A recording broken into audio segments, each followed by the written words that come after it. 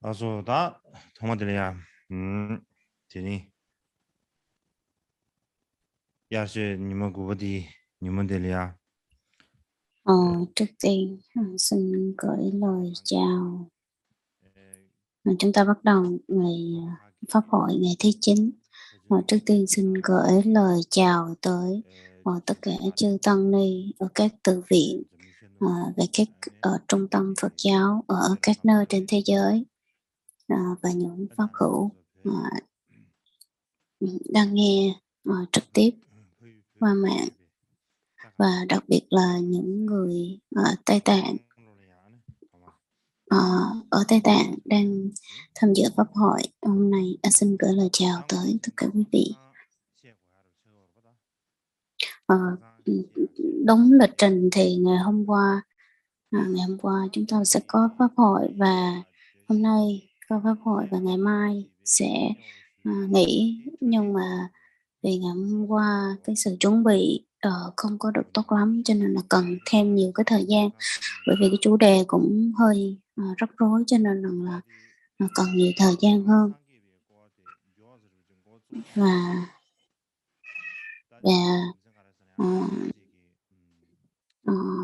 có dự định rằng là đi vào các cái chủ đề của Phật giáo, nhưng mà cái sự chuẩn bị hoặc là cái phần trước đó cũng hơi nhiều, cho nên là để mọi người không có phải đợi lâu để tới những cái chủ đề của Phật giáo thì mình sẽ cố gắng đi vào cái chủ đề chính, đó là chủ đề của Phật giáo. Nhưng mà hôm qua cũng không có pháp hội, không có thuyết pháp, cho nên rằng là cái thời gian nó kéo dài hơn một chút. Và hôm nay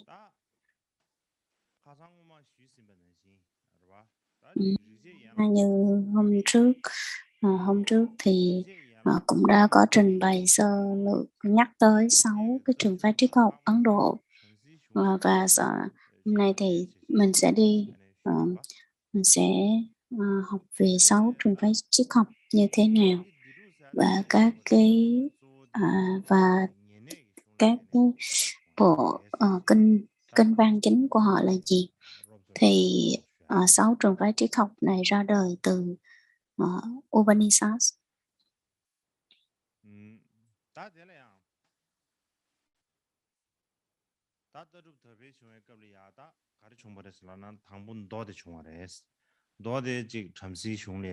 Và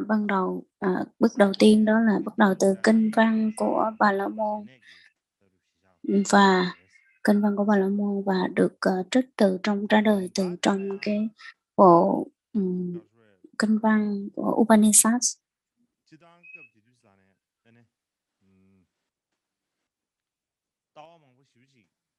Và bình thường thì chúng ta thấy lúc đó có rất là nhiều cái trường phái ra đời, và lúc đó có rất là nhiều trường phái ra đời là vì lý do là từ cái tư tưởng của Upanishads. Upanishads được cũng nhiều cái lý do, bởi vì rằng là lúc đó cũng có rất là nhiều các vị hiền trí ra đời, các vị học giả ra đời, và cái sự phân chia tư tưởng nó cũng được xuất hiện. Và trong 6 trường phái triết học, trước tiên sớm nhất đó là số luận phái, là Samkhya.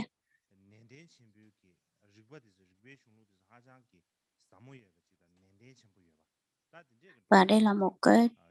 trong những trường phái cái hệ thống triết học rất là chặt chẽ và sâu xa. Nó liên hệ giữa, đó là nói lên cái sự liên hệ giữa cái ý thức và vật chất bên ngoài, nó liên hệ như thế nào, và cái thế giới nó được hình thành như thế nào, và trong tương lai cái sự việc nó hình thành như thế nào. Và các cái trường phái triết học này họ nghiên cứu rất là sâu xa, là tư tưởng của họ rất là rõ ràng. Và dường như tất cả các cái trường phái triết học thì là cái trường phái số luận là một trong những trường phái mới nhất và cổ nhất, và dường như tất cả những cái trường phái khác đều bị ảnh hưởng bởi tư tưởng của trường phái số luận. Số luận là Samkhya. Samkhya.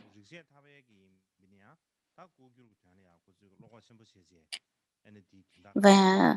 cái số lượng cái tư tưởng trường phái triết học ở Ấn Độ nó đã rất là phát triển, nhờ đó cái việc mà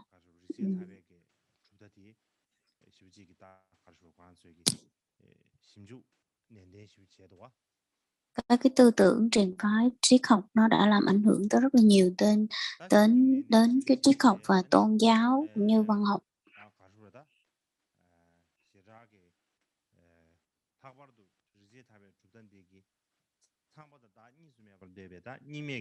Và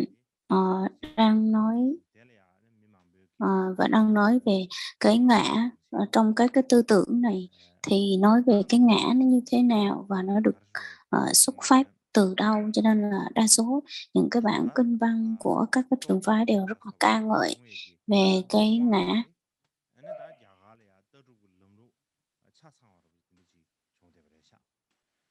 Và cái tư tưởng triết học ở 6 trường phái triết học Ấn Độ này nó mô tả hết tất cả những cái tư tưởng của triết học Ấn Độ, và dường như nó dẫn đầu thế giới về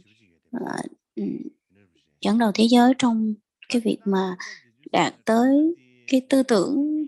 triết học và tôn giáo nó cao xa như thế nào á. Và dường như không phải chỉ có 6 trường phái triết học này mà nói về tất cả những cái tư tưởng khác nó cũng đều ảnh hưởng vào đây. Trong tiếng Trung có một trong tiếng Trung có một bản kinh văn của 6 trường phái triết học này tên là Chugi Gyamoto. Nói rằng là có tới 62 trường phái triết học, hoặc là trong Tam Tạng kinh điển nói rằng là có tới 96 tư tưởng trường phái triết học khác nhau. Nhưng mà tất cả các cái trường phái này đều được coi rằng là những cái quan điểm này nó dường như nó rất là thấp thấp kém, hoặc là nó không có đạt tới một cái trình độ để cho người ta có thể duy trì và bảo tồn cho tới ngày nay.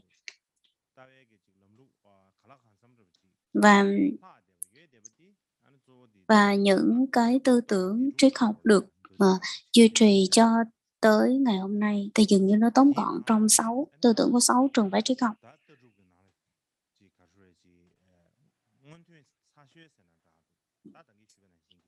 Và trong những cái trường phái đó thì ở cái trường phái sớm nhất, cổ xưa nhất đó chính là Samkhya, là số luận phái.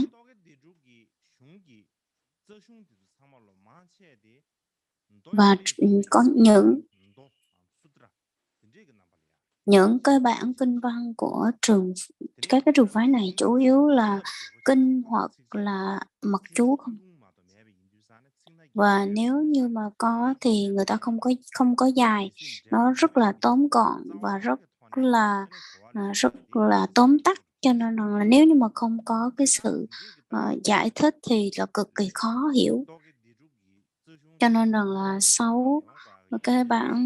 trường phái triết học này các cái bản kinh nó được ra đời, và được ra đời là với cái mục đích là dễ dàng cho những người đồ chúng, cho người đi theo của trường phái đó nó dễ dàng học hơn, cho nên là cái từ ngữ ngắn gọn tóm gọn thì rất là dễ dàng cho người học. Và chính vì vậy mà người ta viết lại, hoặc là người ta soạn tác lại những cái bộ kinh như thế này.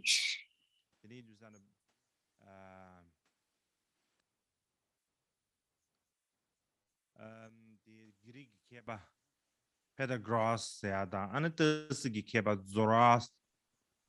Zoroaster ya stay mà sẽ thế đam. Và người ta nói rằng trong khoảng thế kỷ thứ thứ 8 và thứ 7 và thứ 8 thì những cái rất là nhiều cái tác phẩm đã được ra đời. Vào thế kỷ thứ 6 trước công nguyên thì một cuộc cách mạng lớn về triết học, ví dụ như là triết học của Pythagore hoặc là các cái triết học như Khổng Tử của Trung Quốc hoặc là các cái nhà triết học của Ấn Độ. Dường như những cái bản kinh này ra đời khoảng thế kỷ thứ 6 trước công nguyên hoặc là thứ 5, thứ 6 trước công nguyên.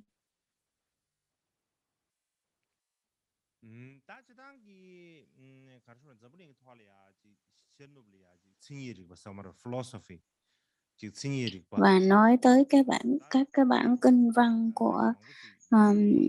ở thế giới thì ở phương Tây hoặc là các nước khác thì nói về cái căn bản của họ hoặc là cái tư tưởng gốc của tất cả các phái triết học thì dường như nó đều rất là giống nhau. Chẳng hạn như mình có thể nói tóm gọn rằng là các cái câu hỏi chính hoặc là cái chẳng hạn như là tôi là ai, tôi đến từ đâu, tôi sẽ đi về đâu, tôi như thế nào.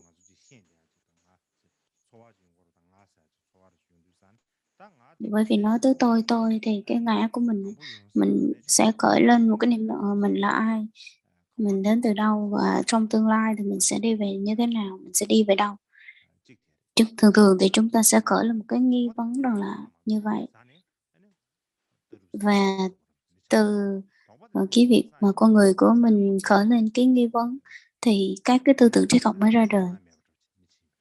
Nếu như mà con người mình không có gửi lên những cái nghi vấn thì dường như không có bất cứ một cái tư tưởng triết học nào ra đời. Và cái mối liên hệ giữa vật chất và nội tâm nó như thế nào?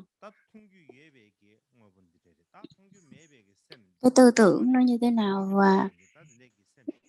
bởi vì là những cái vật chất bên ngoài và cái nội tâm của mình nó như thế nào hoặc là những cái nội tâm nội vật chất nó có hay là nó không có hiện hữu hay là không hiện hữu. Cái câu hỏi thứ ba đó là cái thế giới của mình nó như thế nào.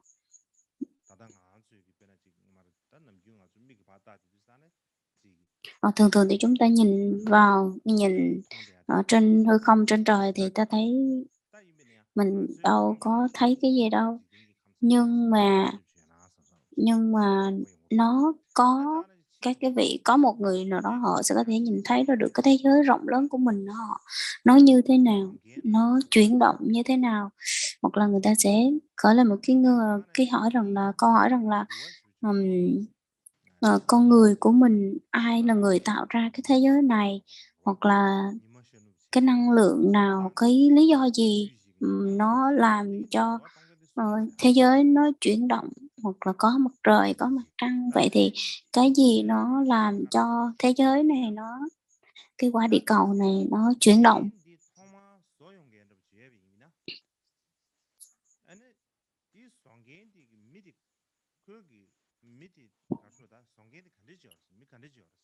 Cái câu hỏi thứ tư đó là nếu như mà thế giới này có một người nào đó tạo ra thì cái người đó nó như thế nào? Hoặc là cái tính tình của họ như thế nào? Cái bản chất của họ là gì? Bởi vì trên thế giới này cái tính tình của con người mình thấy là có những người họ rất là tốt, có những người cái tính của họ rất là xấu. Và cái sự mà không hiểu rõ ràng về tính cách của mỗi con người thì trên thế giới này xảy ra rất là nhiều, cho nên là con người mình tự hỏi rằng là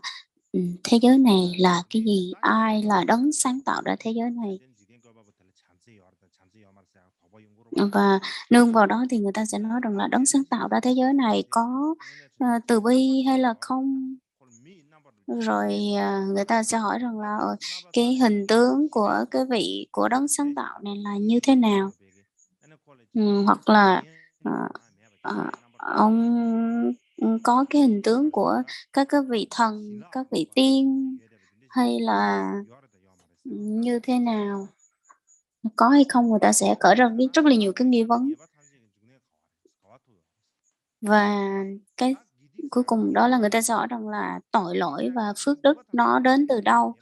và nó bắt nguồn từ đâu, và nó sẽ có cái điểm kết thúc như thế nào nếu như mà tội lỗi mình tạo ra nó.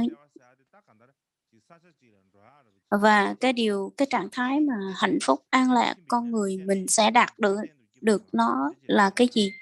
Là cái hạnh phúc vĩnh viễn. Nó sẽ đạt được đến như thế nào? Con người mình làm sao để có thể chạm tới những cái hạnh phúc vĩnh viễn ấy?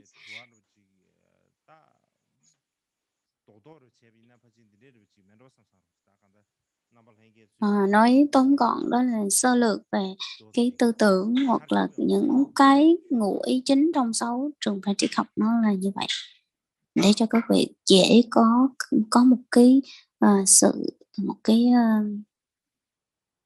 sự-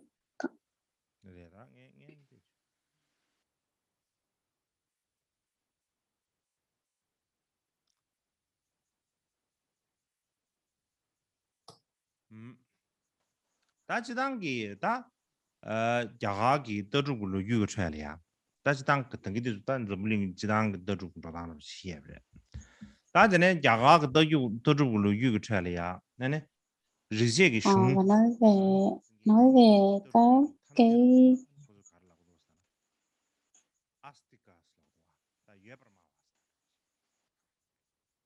nói chung thì trong lịch sử triết học Ấn Độ thì à, các cái nhà triết học họ rất là tôn trọng cái văn học Veda, và rất là coi quý những cái văn học Veda, và những cái vị này gọi là Astika, hoặc những cái trường phái chính thống, hoặc là những người mà không tôn trọng cái văn học Veda thì gọi là Nastika, hoặc là không chính thống và không chính thống. Những cái trường phái mà triết học giống như hồi nãy mình có nhắc tới 6 cái trường phái triết học, thì những người mà tin vào các cái trường phái văn học Veda thì họ được liệt vào tự tưởng trong 6 chính thống của 6 trường phái triết học, và họ được phân chia ra trong 6 cái trường phái triết học đó. Và làm sao để mà phân biệt được rằng là những cái người tin theo tư tưởng triết học của Vệ Đà và không tin theo tư tưởng triết học của Vệ Đà, làm sao mình phân định được?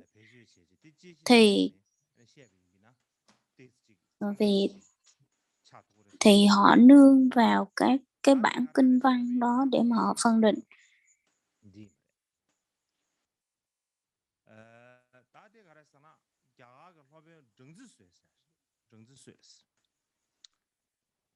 Và ngài Madhva Acharya, đây là một học giả người Ấn Độ. Ông viết vào thế kỷ thứ 14, và ông chia ra 16 cái tư tưởng triết học khác nhau.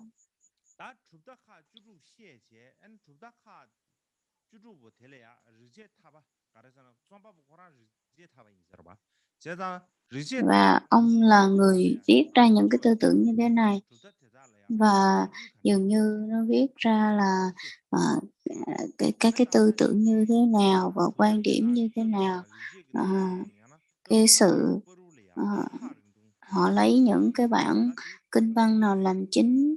và các cái tư tưởng triết học nhập giữa các cái phái này họ cách nhau trong cái thời gian như thế nào. Thì hôm nay chúng ta sẽ sơ lược trên cái cơ sở của cái quan điểm của cái vị này.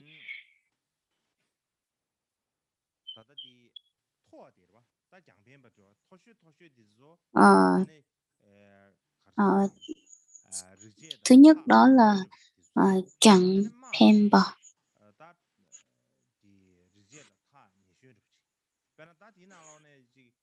Đó là cái quan điểm của là xa nhất so với văn học Vệ Đà, quan điểm của Vệ Đà. Cho nên rằng là cái tư tưởng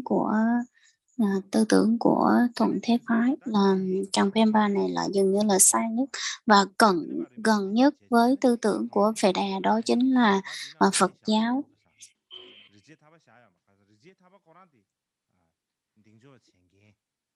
Và có một trường phái gọi là Richithapa thì không có được tóm tắt trong này.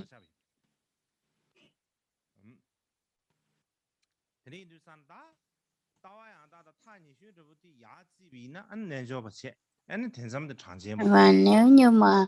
gần nhất so với các cái tư tưởng thì là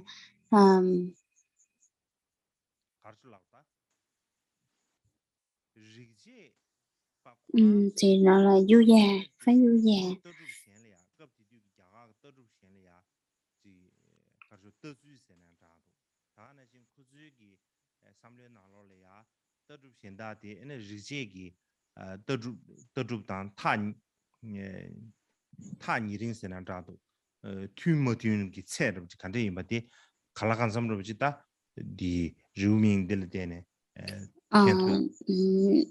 Nếu mà chúng ta nhìn vào cái bảng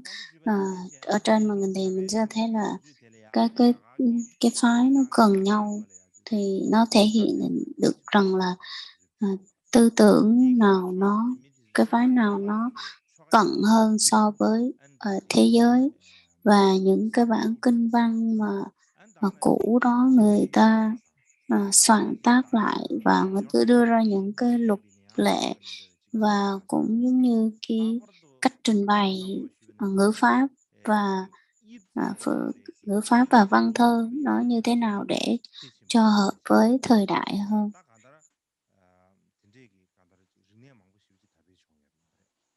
Và có rất nhiều cái thứ tự nó nảy sinh ra, và họ cũng nói rằng là những cái tư tưởng mà nó được phát triển và nổi bật trong cái tư tưởng triết học và nhờ vào cái việc rằng là nó có cái sự gần và gọi là gần gũi, và các cái tư tưởng triết học nó giống nhau ở một cái điểm nào đó, cho nên là chính vì vậy mà Phật giáo do Đức Phật Thích Ca thành lập nó có thể ra đời vào những cái thời gian rất là quan trọng như thế này. Nếu như mà nó không có những cái trường phái triết học như Ấn Độ cổ đại như thế này thì có thể rằng là giáo lý của Đức Phật ra đời tại nơi này thì rất là khó. Cho nên một mặt thì mình thấy những cái tư tưởng triết học ngoài đạo Ấn Độ thời xưa thì nó rất là nhiều, nó ra đời rất là nhiều, nó là một cái sự hậu thuẫn rất là lớn cho cái việc là tư tưởng triết học Phật giáo hoặc là giáo lý của đạo Phật nó được ra đời và phát triển, bởi vì các cái tư tưởng khác nó phát triển rất là mạnh. Chính vì vậy mà qua cái lý do đó thì mình thấy rằng là mình cũng nên rất là nhớ ơn những cái trường phái này, nó đã ra đời và các vị học giả họ coi trọng các cái trường phái tư tưởng triết học Ấn Độ này như thế nào.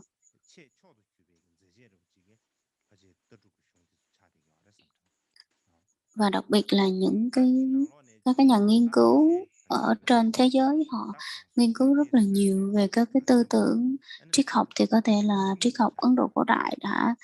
ảnh hưởng tới những cái công trình nghiên cứu đối với các nhà khoa học, các nhà nghiên cứu ở trên thế giới rất là nhiều. Và nếu như mà mình nhìn lại so với những người mà đệ tử Đức Phật thời hiện đại thì mới thấy rằng là cái việc mà giáo lý của Đức Phật đã được thay đổi, đã được phát triển và đã được truyền bá như thế nào, thì cũng phải nhìn lại cái bước tiến trước của các cái tư tưởng truyền phái triết học Ấn Độ, nó đã thay đổi và phát triển như thế nào. Nếu mình không thể không nhìn nhận rằng là họ đã phát triển như thế.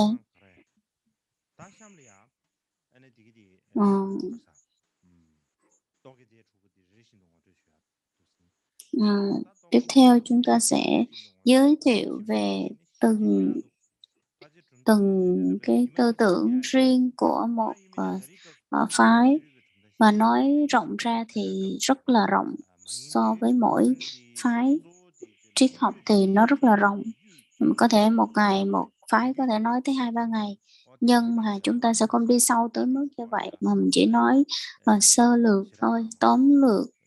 Mình chỉ nói là các cái bộ kinh văn chính của họ là gì, ra đời như thế nào thôi, chứ không có đi sâu như vậy. Mà trong tương lai nếu mà có thời gian hoặc là có cơ hội nữa thì mình có thể học lại hoặc là đi tìm hiểu sâu hơn.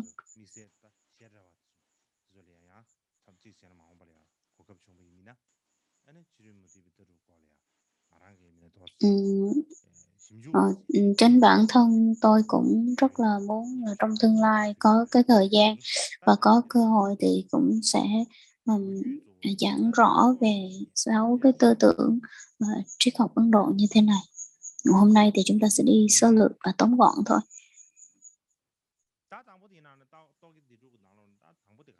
Và Sankhya, cái phái đầu tiên đó là Sankhya, là số luận. Tiếng Tây Tạng gọi là Trăng Chemba. Ở trong các cái truyền thống triết học của Ấn Độ hoặc là ở trên thế giới thì nói về nó dường như là một cái truyền thống triết học gọi là lâu đời nhất trong Ấn Độ. Và nó có thể nói là trên thế giới luôn. Từ Samkhya thì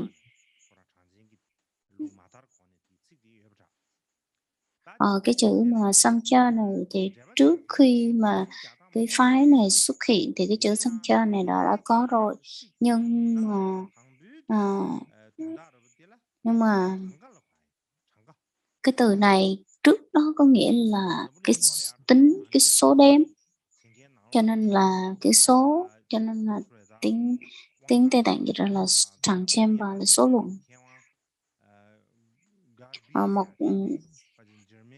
KP đây là một trong những cái nhà nghiên cứu nổi tiếng nhất của trường phái Samkhya này, là tên là KP. Ông nói rằng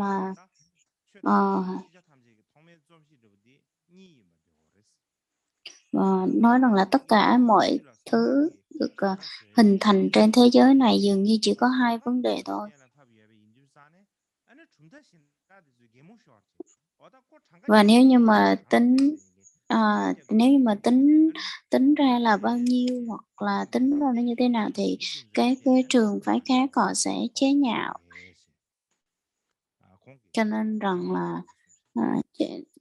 là các cái vị này được đặt tên là Sankhya là số luận. Cho nên ông nào cũng đưa ra một cái lý do là giải thích như vậy. Những cái người mà sáng lập ra cái phái Samkhya này là vị tên là Kapila. Ông tên là có thể ông có thể là một cái hình tướng màu vàng gì đó, chắc lẽ là cốc màu vàng, cốc bay.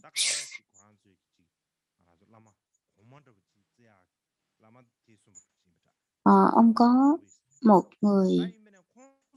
học trò gọi là Asri. Tuy nhiên thì cái tầm quan trọng cũng như cái sự ảnh hưởng và phát triển trong truyền thống của Samkhya này thì không có nhiều cái để mà nói, bởi vì rằng là bởi vì rằng là không có ghi nhiều trong lịch sử. Và cái vị mà Kapila này nè, dường như người ta đối xử với ông và tin tưởng ông như là một cái vị thần, một người rất là đặc biệt và quan trọng.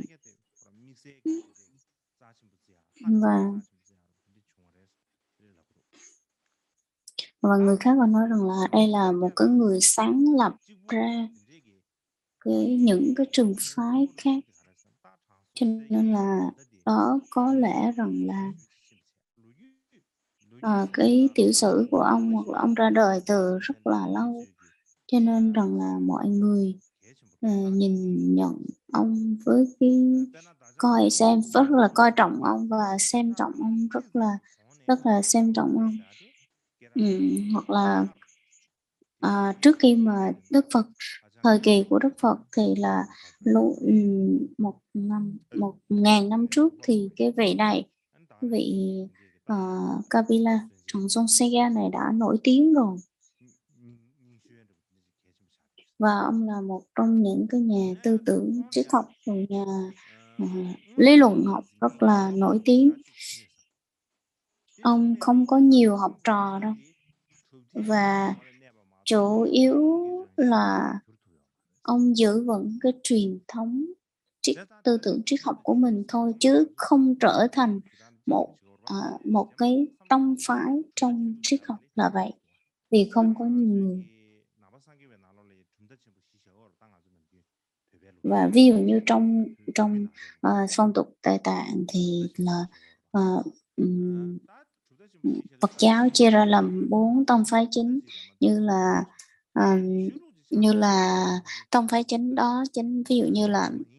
Trung Quán thì đó là một tông phái thôi, chứ không trở thành một tôn giáo chính. Cho nên là cái tư tưởng của cái nhà vị Kapila này cũng giống như vậy. Ông có rất là ít người, ông có rất là ít đồ chúng theo, cho nên là không thể nào trở thành một cái tôn giáo được. Nên thực tế thì là ông có ảnh hưởng rất là lớn, tư tưởng của ông có ảnh hưởng rất là lớn, nhưng mà không thể trở thành một cái tôn giáo chính, mà là chỉ là một cái tông phái chính thôi, bởi vì rất là ít đồ chúng theo. Và những cái bản kinh văn chính trong cái phái Samkhya này là gì?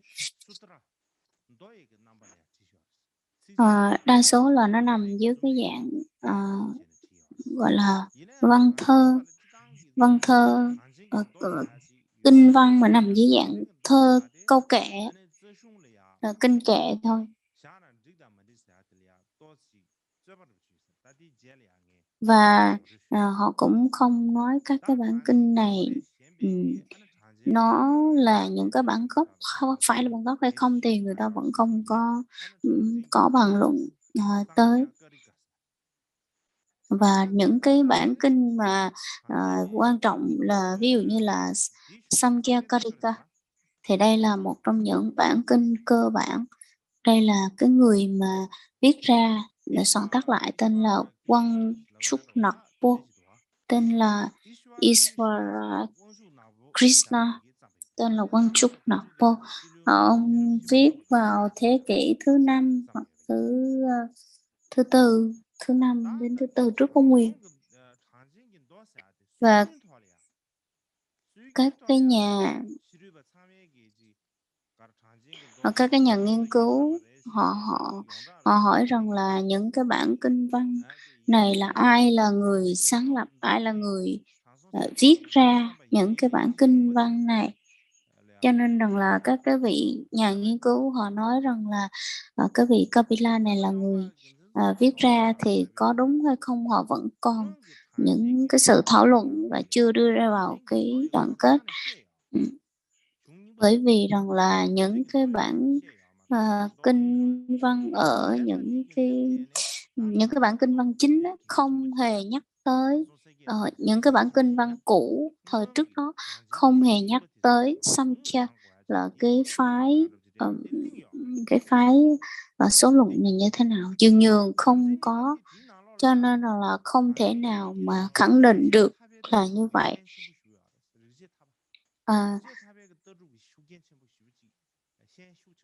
Và cái thời kỳ đó thì nó ảnh hưởng bởi Vedanta rất là nhiều. Cái tư tưởng của phái Vedanta rất là nhiều, cho nên rằng là cái tư tưởng này nó ảnh hưởng bởi cái phái Vedanta này là vào khoảng thế kỷ thứ 9 tới thế kỷ thứ 14 thì các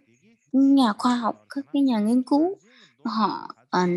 xác định là như vậy. Cho nên là cái vị học giả Kabe này, ông mới nói rằng là ông mới nghiên cứu và ông nói rằng là những cái bản kinh thuộc của kinh điển của Samkhya thì không viết sớm hơn năm 1300 cho tới năm 1400 thì người ta nói rằng là đây vẫn còn là cái sự nghi ngờ hoặc là cái dấu chấm hỏi to lớn trong cái việc mà xác định được cái niên đại của các cái bản kinh văn của cái thái này. Và nhưng mà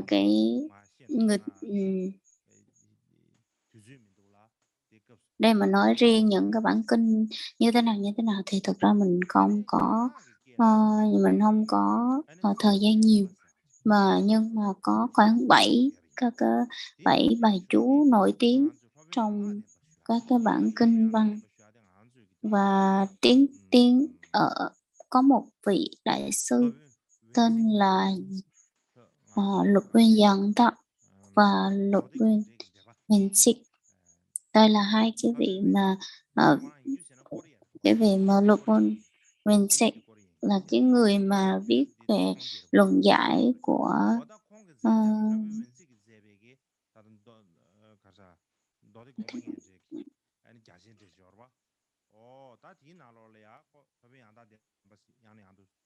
trong các bản kinh là giải thích về những cái bản kinh Phật giáo như là Tổ Tê cùng Trang.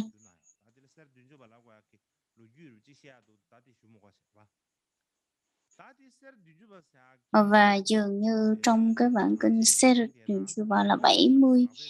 câu kinh vàng thì được dịch lại sang tiếng Trung Quốc bởi đại sư Dần Thất và dường như đây vẫn còn là một cái sự tranh luận, đây có phải là cái bản kinh của Samkhya hay là không, và cái tư tưởng của họ như thế nào, tư tưởng của cái phái này như thế nào. Thì đây là nói rằng là họ nói rằng là tất cả các cái thế giới là nó nằm trên một cái hệ thống gọi là hai. Một đó chính là thượng đế, hai đó là ngã, và nó dường như đó là cái người chỉ là được hưởng thụ, và một cái bản dịch khác gọi là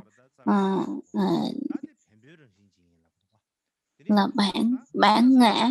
hoặc là bản chất. Và cái bản chất nguyên thủy nó là cái gì?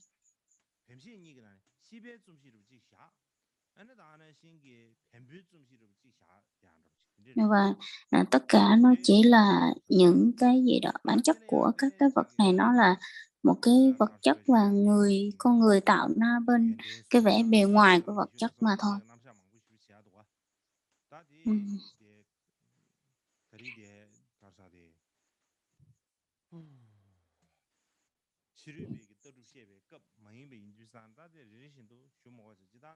Hôm nay mà mình nói quá rõ ràng về các cái tư tưởng của Truy Cập thì cũng rất là khó bên nói xem ra, nhưng mà cũng đau đầu luôn đó. Nhưng mà hôm nay chắc là mình sẽ không nhắc tới những cái tên đặc biệt đâu, bởi vì rằng là nếu mà nói quá tóm gọn thì là sẽ không hiểu, còn nói rộng quá thì nó sẽ không có đủ thời gian. Đây là một trong những cái điều rất là khó khăn của người trình bày. Nói tóm lại thì mình sẽ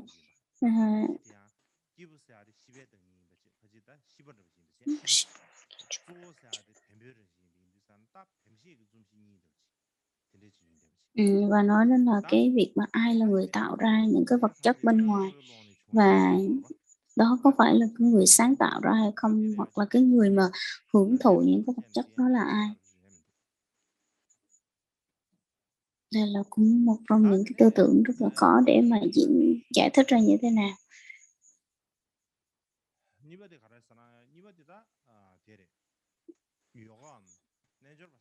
Và thứ hai đó là du già.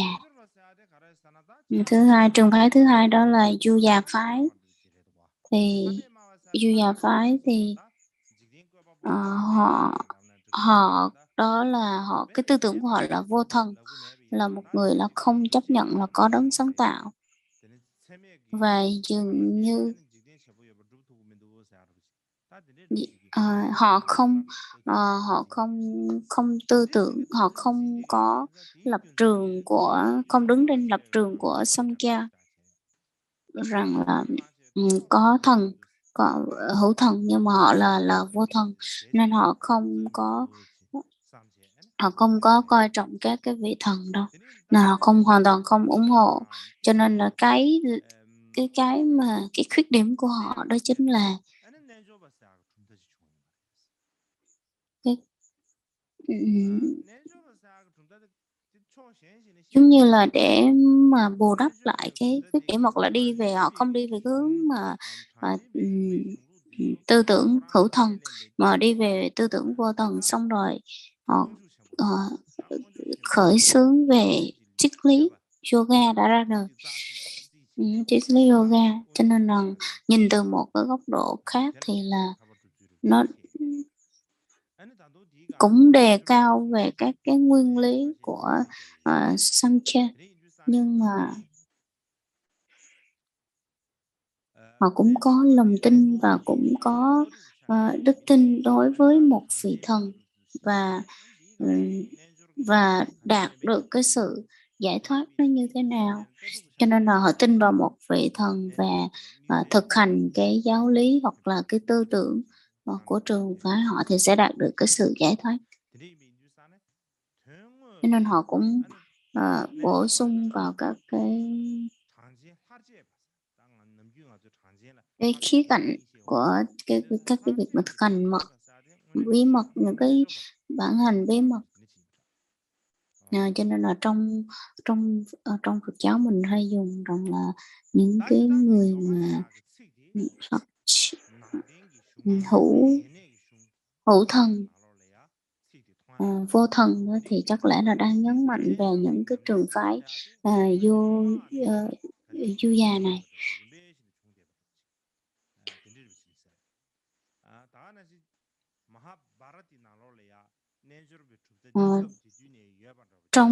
Trong hệ thống Mahabharata thì được viết rằng sau khi mà các cái truyền thống của nó được hình thành theo thứ tự, nhưng mà không biết rằng là cái tư tưởng nào xuất hiện trước. Các nhà nghiên cứu họ cho rằng là Patanjali là tên của một người đã viết ra những cái bản kinh của phái Du già. Cho nên họ đã viết ra những cái ông này đã viết ra những Patanjali này đã viết ra những cái tác phẩm này. Và tất nhiên là không có rõ cái niên đại của cái ông Patanjali này, ông sinh ra như thế nào. Đây là một cái lỗi của lịch sử Ấn Độ, dường như không có biết rõ rằng là các ông đã sinh ra năm nào, thì dường như không có luôn. Nhưng mà các cái nhà nghiên cứu thì họ có thể phỏng đoán, họ nghiên cứu, họ phỏng đoán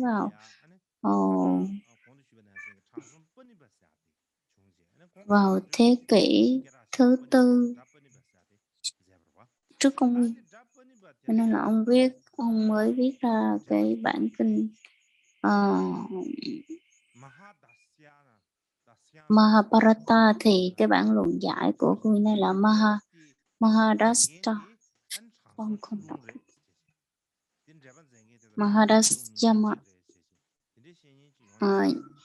Nhưng mà cũng có một người nói rằng là đây là một trong những cái tên của cái người thôi, chứ không phải là tên của một bộ luận giải, cho nên rất là khó để mà nói. Và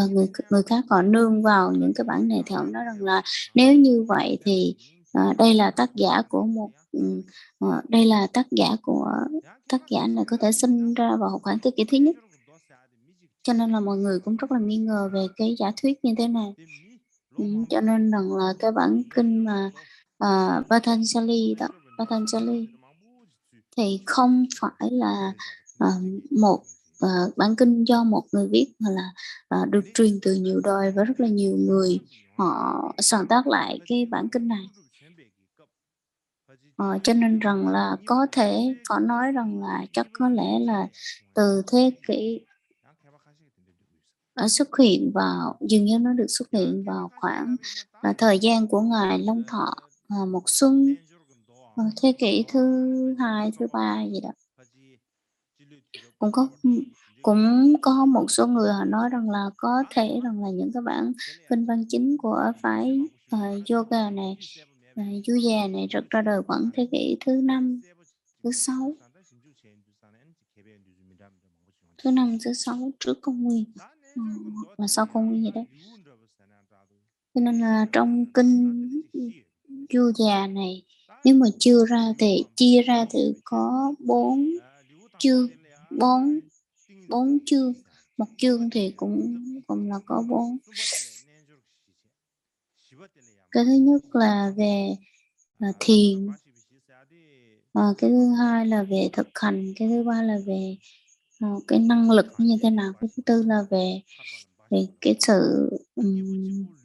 giải thoát nó như thế nào. Chia ra làm 4 chương như vậy, và chia ra làm 4 phạm trù. Trong những cái bản kinh nó chia làm 4 phạm trù.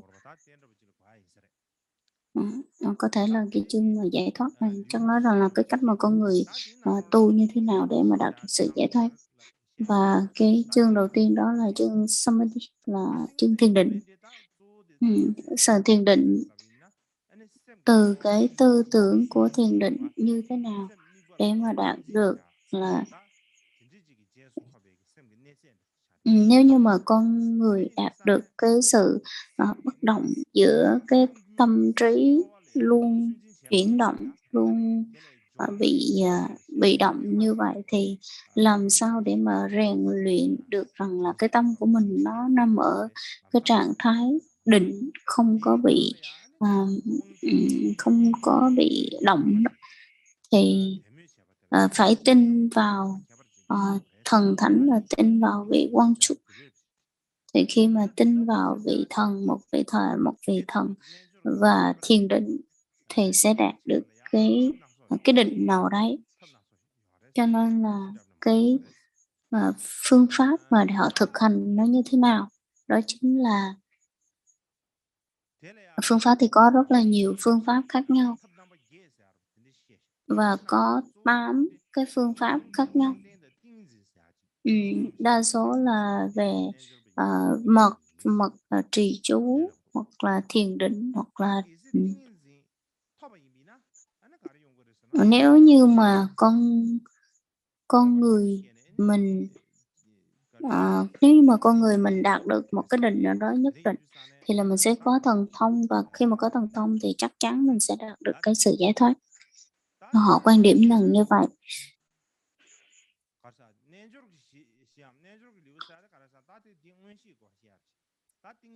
Và cái chương thứ 3 đó là chương du già. Thì nếu như mà con người tu tập và đạt được cái định nhất định thì chắc chắn rằng là sẽ có được cái thần thông, và sẽ có cơ hội nói chuyện được các vị thần, và biết được thế giới xảy ra như thế nào, tương lai như thế nào, có thần thông âm thanh, biết được các âm thanh, rồi biết được các tình huống của thế giới và có thể nói chuyện với các thần linh và các linh hồn, nói chung đi trên mặt nước vân vân. Cái siêu phàm của nó như thế nào thì nó rất là đặc biệt.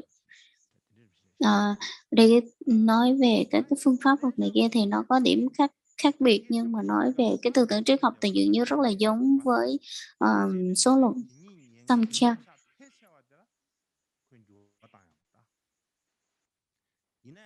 Và dường như là không có liên quan tới không có đi quá xa với tư tưởng của Samkhya, nhưng mà cũng có một phần của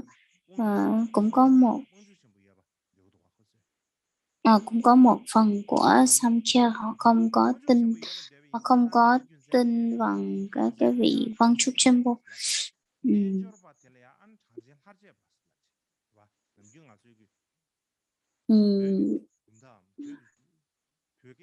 Thường trong tiếng Tây Tạng thì mình hay dùng rằng là cái phái yoga nên là phái hữu thần, phái vô thần.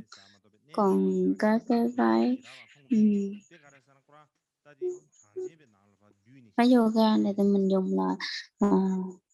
vô thần, còn số luận thì mình dùng là hữu thần. Và trong này thì hai cái phái này nó khác nhau ở cái điểm nào rằng là nó có họ quan điểm rằng là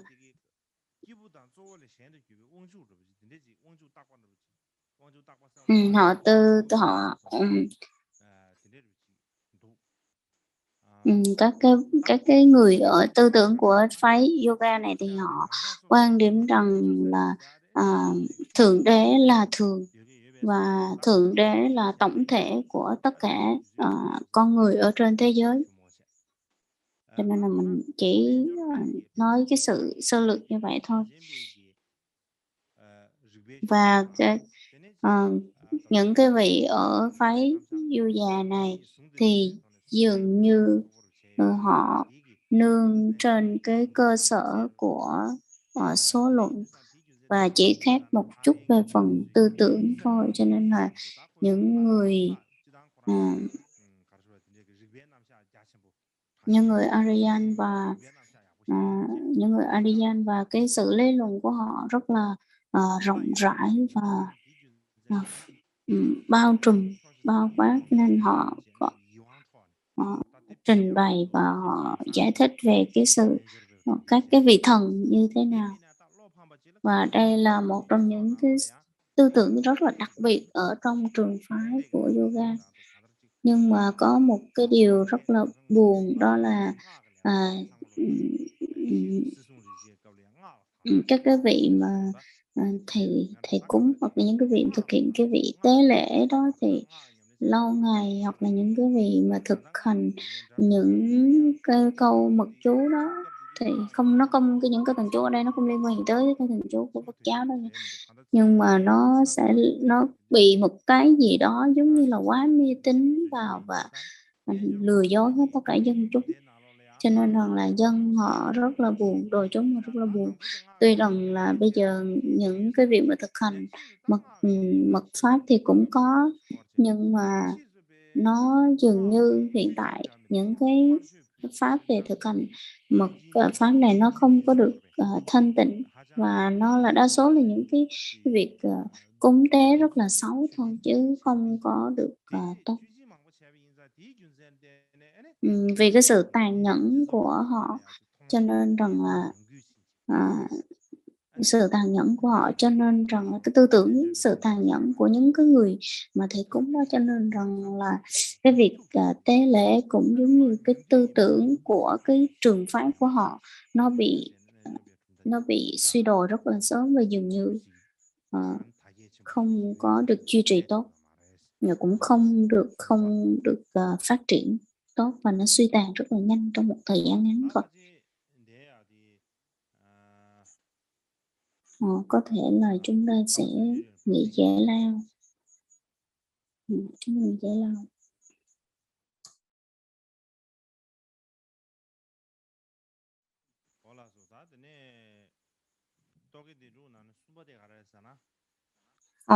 Cái trường phái triết học thứ 3 trong 6 trường phái triết học đó chính là Rinpoche hoặc là Phệ Đà, hoặc là có những người thì trong chữ Rigpa thì có những người viết chữ Sa và có những người lại không viết chữ dòng trúc Sa này. Tiếng Phạn gọi là Neya.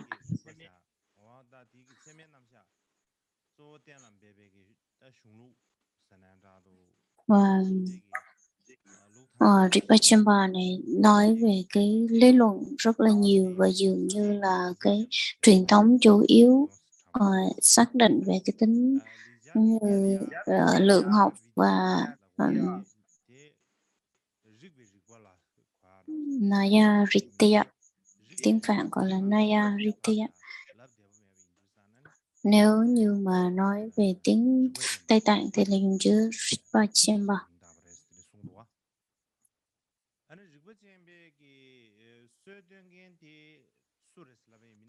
Và ai là cái người sáng lập ra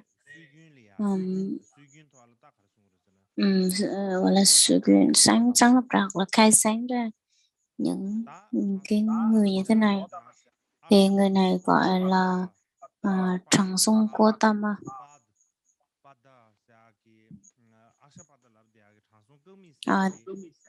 Đây là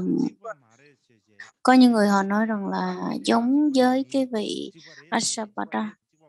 Có những người nói rằng là hoặc là hai người này là khác nhau, hoặc là hai người này là một, thì có những người họ nói rất là nhiều nhưng mà cũng không có chắc lắm. Bình thường thì nói cái chữ Gotama, thì những ai mà có cái tên Gotama thì nó được nối liền với ba cái vấn đề chính. Cái thứ nhất là kinh, thứ hai đó là liên quan tới cái người sáng lập của cái phái Rinpoche này, phái Vệ Đà này. Thứ ba đó là Đức Phật trong đạo Phật. Cho nên rằng là mình coi người ta chỉ đây là ai, chứ còn để nói tới cái tên Gotama thì là một người nào đó thì cũng rất là khó. Cho nên là trong vị Bà La Môn Gotama này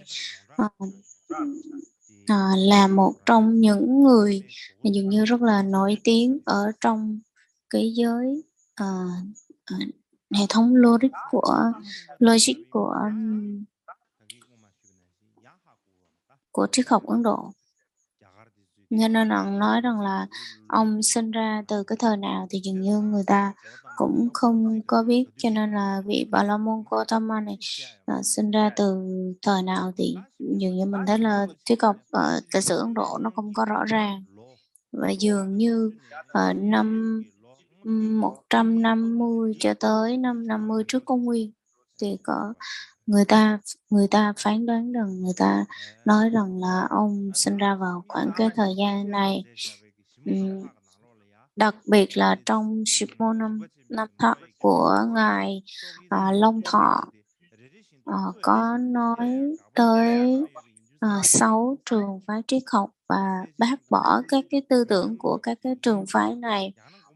Cho nên là qua đây thì thấy rằng là có thể là vị này đã ra đời, là xuất hiện sớm hơn ngài Long Thọ hoặc là cùng thời với ngài Long Thọ. Và các cái bản kinh văn kinh văn chính của cái phái này là gì?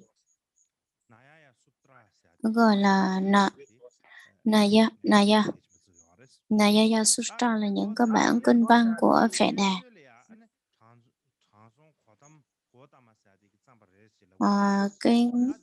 Trong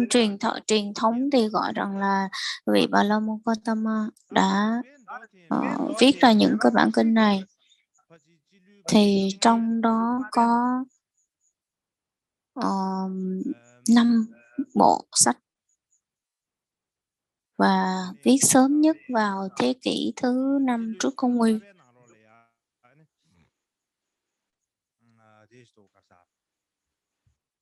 vào thế kỷ thứ 5. Vào thế kỷ thứ 5 sau công nguyên, chứ không phải là trước công nguyên.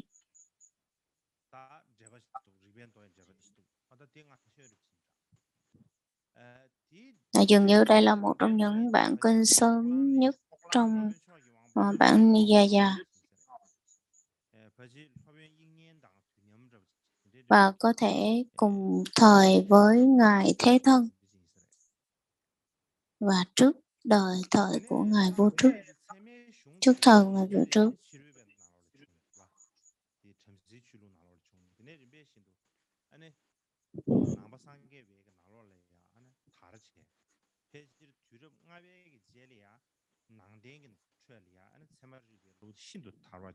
Và dường như là sau thế kỷ thứ 5 thì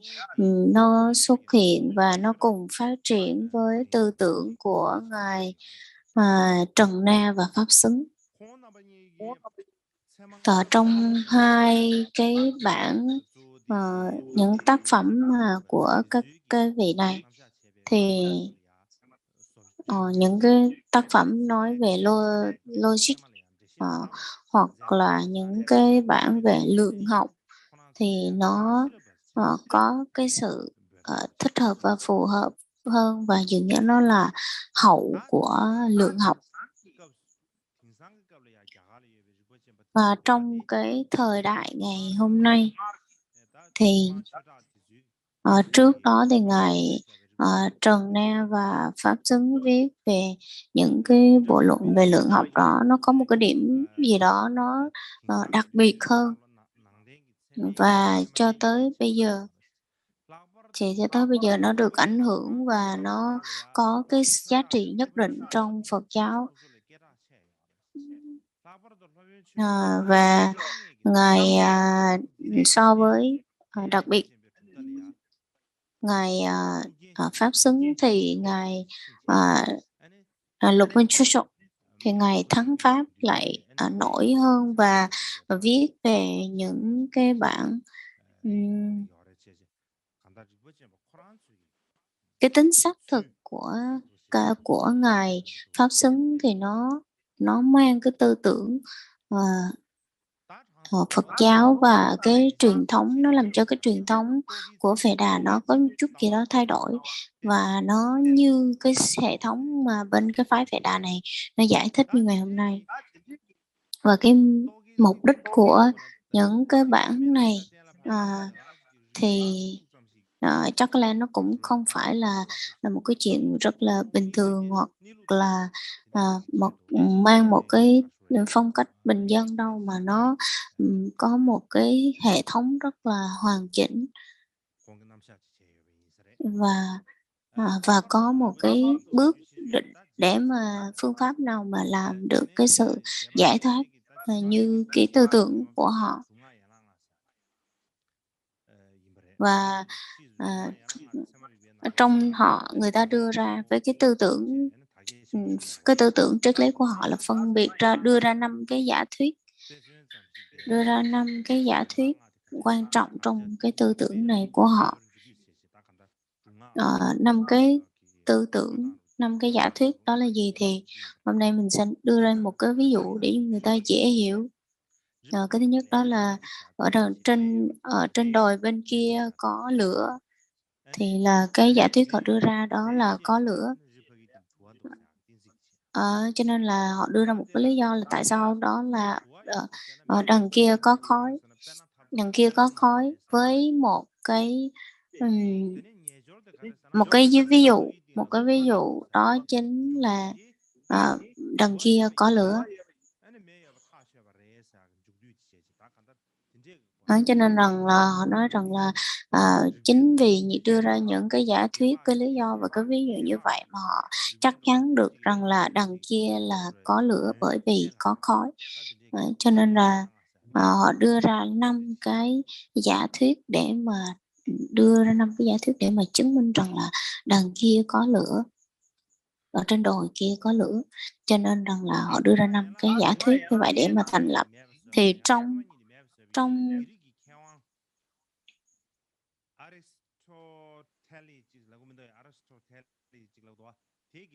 Trong hai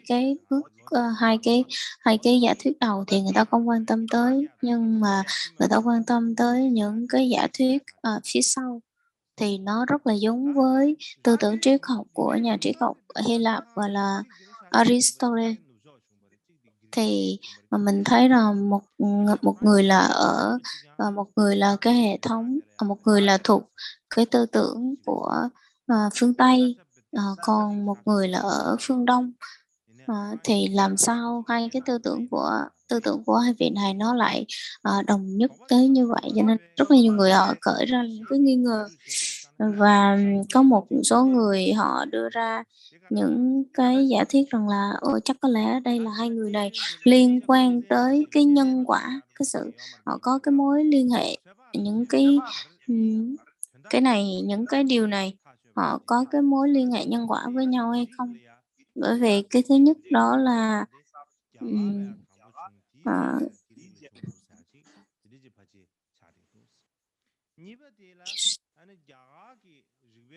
ờ, một mặt thì là chắc có lẽ là cái nào đó Iraq phải phát triển trước, hoặc là Ấn Độ sẽ phát triển sau, hoặc là một cái nó phải cái trình độ nó phát triển phải cao hơn so với Hy Lạp mới đúng, chứ còn nếu như mà Hy Lạp thì có thể không thể nào mà nó cùng nhau được. Cho nên rằng là cái vị mà phán đoán ra những cái nói ra được những cái lý lẽ như thế này là thầy của cái vị đại đế Alexander. Cho nên rằng là ông đã nghiên cứu ra, có lẽ là trong cái thời kỳ mà xâm chiếm Ấn Độ, hoặc là qua Ấn Độ đô hộ, thì có thể là cái vị thầy này đã nghiên cứu rất là nhiều về cái tư tưởng triết học của Ấn Độ. Rất là nhiều người họ đã nói theo cái giả thuyết như thế này. Và chúng ta đã nói xong về cái phần giới thiệu của phái Phệ Đà, và thứ tư đó chính là thắng luận phái là Vaisesika, là tiếng Tây Tạng gọi là Chirapa.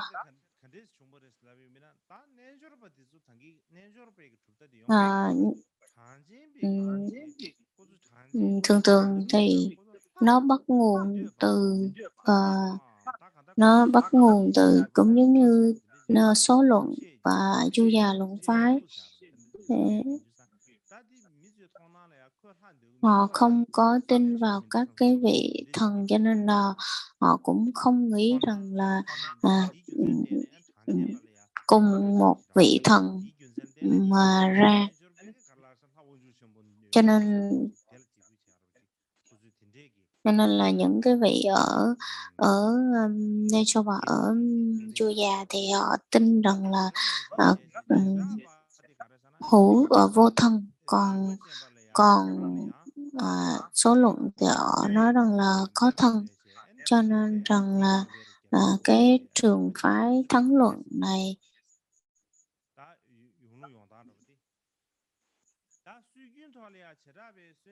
nên là số luận này họ ủng hộ cái tư tưởng của số luận. Và cái người mà sáng lập ra được cái trường phái này tên là Trần Xuân, tên là Kanadus, hoặc là Kanada, hoặc là Kanapaksha. Họ có rất là nhiều tên cùng với ông, nhưng mà cái tên của ông gọi là Hupawa. Hupawa là Bà La Môn Hupawa, bởi vì rằng là ông sống rất là khổ hạnh, cho nên là ông có cái tên là Hupawa. Và nó thể hiện rằng là khi người ta ăn và ông chỉ ăn những cái thức ăn rơi rớt của người khác thôi, vương vãi của người khác thôi, chứ ông không có ăn những thức ăn chính của ông. Cho nên là người ta gọi ông là Hupawa. Nếu như mà chữ Hupawa trong tiếng Tây Tạng,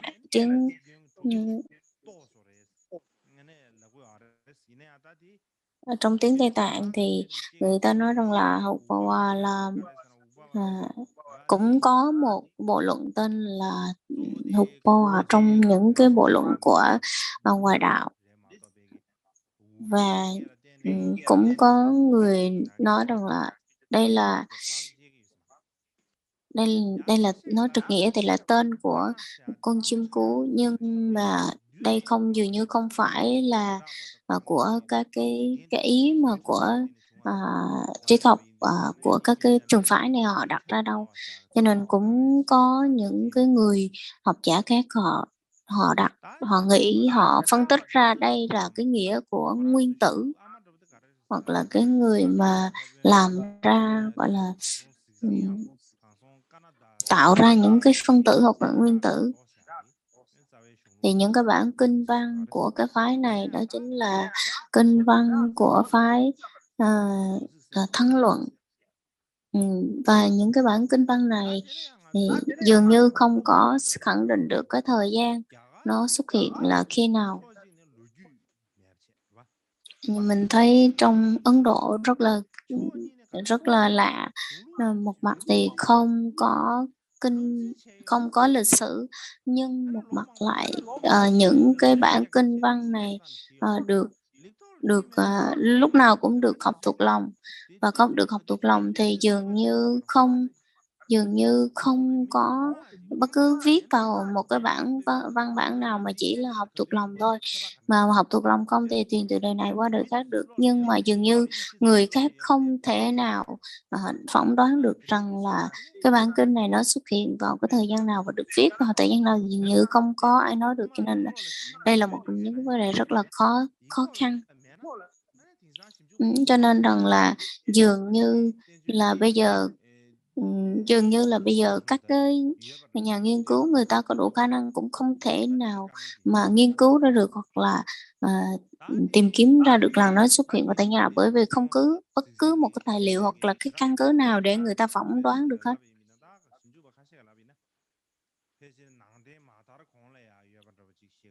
Cho nên là một số người còn một số nhà nghiên cứu thì họ nói rằng là có thể là trước cái thời mà Đức Phật ra đời, hoặc là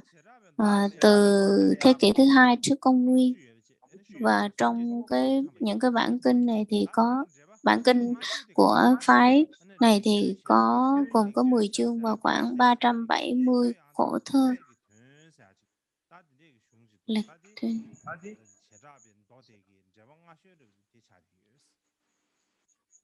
Và đây là những cái bản kinh sớm nhất của họ, được gọi là Dòng Tóc và Tuy Việt Sikhi Thuyên,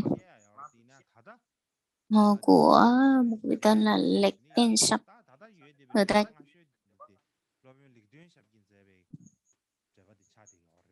trong đó có rất là nhiều cái bản kinh hoặc là bản luận giải nữa, nhưng mà người ta chấp nhận chỉ có cái bản kinh của vị Lệch Tên Sắp này là được chính thống. Và cái tư tưởng của họ là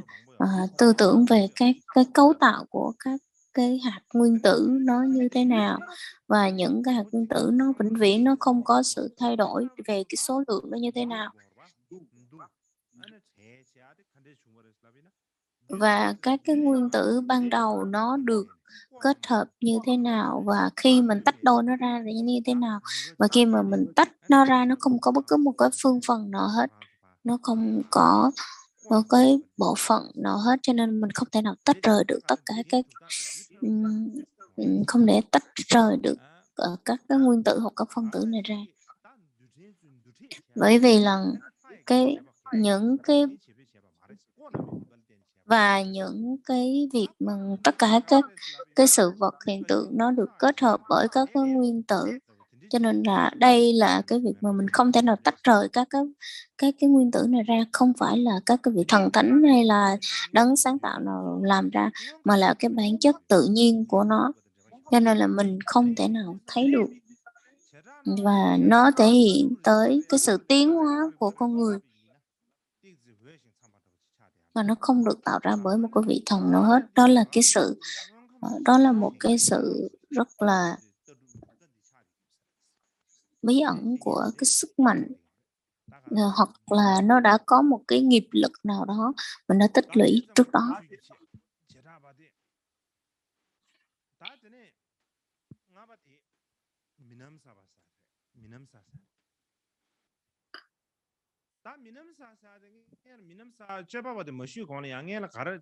Và đây cũng ảnh hưởng tới cái truyền thống Ấn Độ đầu tiên về nghiên cứu về vật lý hoặc là thuyết tiến hóa này kia. Và cái trường phái tiếp theo đó chính là Mimamsa, là tự phát phái.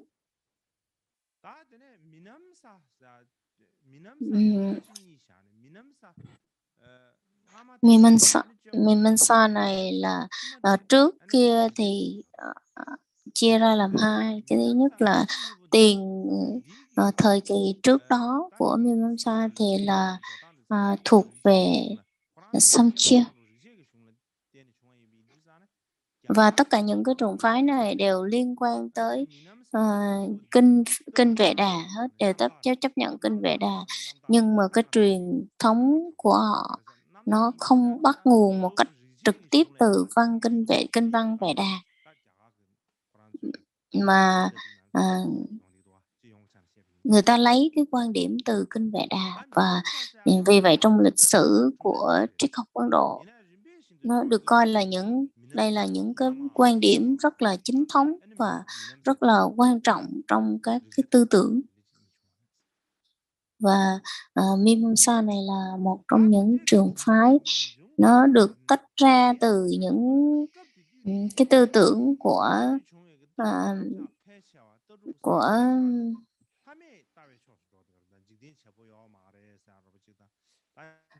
hai trường phái là Buva và Mimamsa. Chắc là tiền và hậu của Mimamsa là tự pháp phái.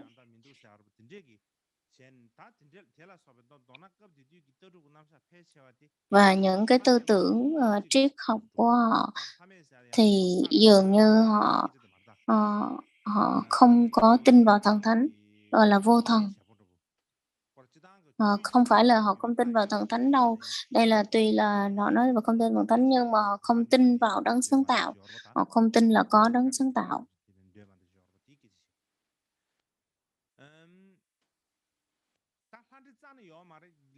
Và họ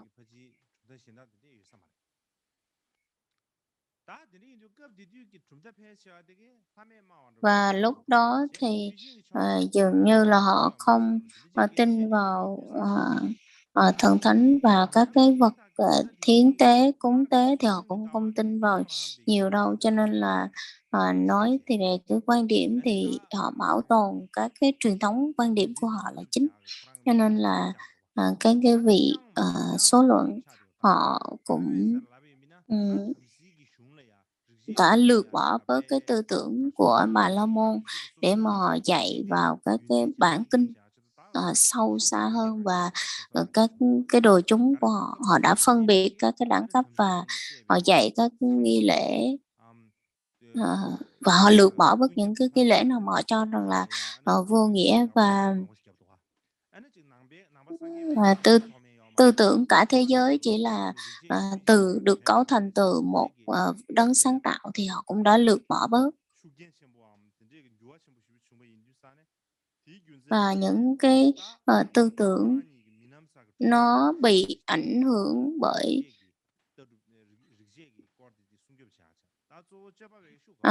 và cái trường phái Vedanta này, có vậy trường phái Mimamsa này, họ tự phát phái, họ ủng hộ rất là mạnh đối với tư tưởng của số luận, và họ phát triển về cái nền triết học, hoặc là nhưng như họ ủng hộ về mẹ thiên nhiên, rồi ủng hộ về các cái gì mà liên quan đến tự nhiên đó. Họ ủng hộ rất là mạnh, và đặc biệt là đi theo cái tư tưởng của số luận. Và dường như là cái tư tưởng triết học hiện tại, đời hiện tại của Ấn Độ đó, Ấn Độ hiện đại đó, thì nghiêng về tư tưởng của phái Vedanta nhiều hơn. Người sáng lập ra cái tư tưởng này là Jaimini, là Trần Xuân Gyalpo, Bà La Môn Gyalpo. Là ông này sinh ra đời khi thời gian nào cũng dường như không biết, nhưng mà theo truyền thống thì ông sinh vào khoảng 200 năm trước công nguyên.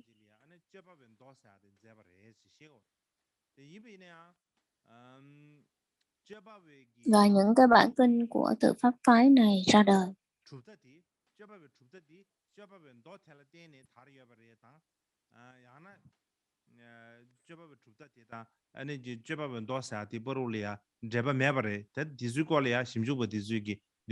Và tuy là những cái nhà nghiên cứu họ không thể nào xác định được cái tư liệu hoặc là nó nằm trên các cái cơ sở của kinh văn nào, nhưng mà nhìn chung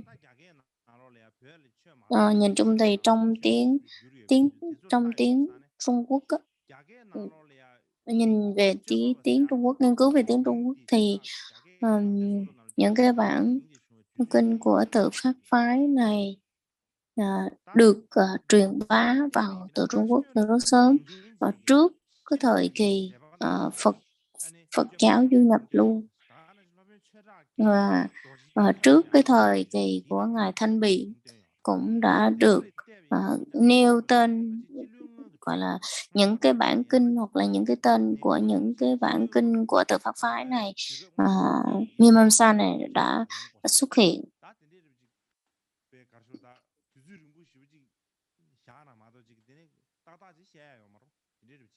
Cho nên nếu mà mình nói rằng là có thể phỏng đoán rằng là vị này ra đời hoặc là những cái bản kinh này được ra đời vào khoảng thế kỷ thứ 5, thứ 6 trước công nguyên, thì trong bản kinh của tự pháp phái này có khoảng 12 chương và 60 phần hoặc 62 phần, và có tới 2742 của thơ, và đây là cái bản kinh mà dài nhất trong 6 trường phái triết học.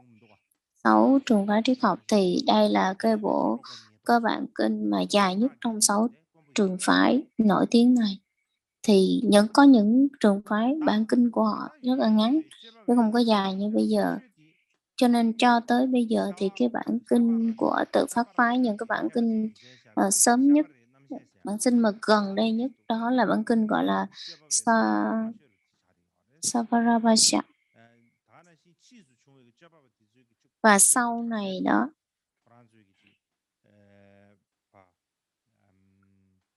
sau này thì nó được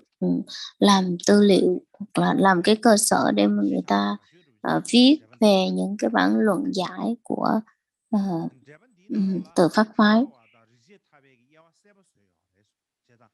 Và trong những cái bản kinh văn này, sau này luận giải này, người ta phân biệt rất là rõ ràng về phái tự pháp phái và Vedanta. Họ phân tích rất là rõ ràng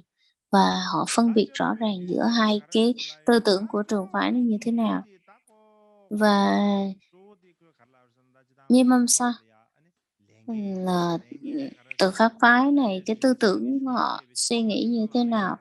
thì họ đã đề cao và họ bắt buộc con người phải có trách nhiệm và phải tu tập, phải thực hành, và nói phải làm cái việc thực hành nó như thế nào, và đặc biệt là thực hiện các cái nghi lễ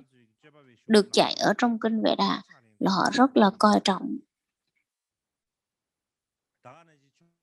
và họ đánh giá cao, họ quan trọng nhất là cái việc mà thực hành các nghi lễ như thế nào và tại sao phải được thực hành những cái nghi lễ đó, và con người phải thực hiện với cái sự tại sao con người phải thực hiện được những cái nghi lễ như thế này. Cho nên là nếu mà nói rằng là đây không phải là một tư tưởng trường phái triết học mà hãy nói đây là một trường phái về nghi lễ thì nó có thể nó đúng hơn. bởi vì nó không có đánh giá hoặc nó không có một cái dấu ấn gì về cái tư tưởng triết học hết. Nhưng mà nói rằng là đây là một trong những hệ thống của kinh Vệ Đà rất là quan trọng, bởi vì tuy là nói như vậy thôi nhưng mà không có bất cứ một cái điểm nhấn nào hết, và chỉ đánh dấu được rằng là kinh Vệ Đà hoặc là trong cái hệ thống của bản kinh Vệ Đà này được viết ra từ cái vị Bà La Môn gọi là thượng đế, hoặc là nói rằng là tư tưởng của họ là họ nói rằng là kinh Vệ Đà này là một cái gì đó rất là thường còn và được tồn tại vĩnh viễn, chứ không phải là con người tạo ra hay này kia. Cho nên là lâu dần thì cái tư tưởng đó nó trở nên kiên định và nó ảnh hưởng rất là lớn trong cái tông phái của họ. Và cái tư tưởng của họ không có gì là sâu rộng và đặc thù, mà chủ yếu là phải thực thực hiện các cái nghi lễ là nhiều. Và trong các cái trường phái triết học thì tự Pháp phái nó không có một cái điểm gì đặc thù so với những cái trường phái khác, nhưng mà đây là những cái bộ luận giải của họ, cái giải thích của họ rất là đặc biệt. Ví dụ như trước tiên là họ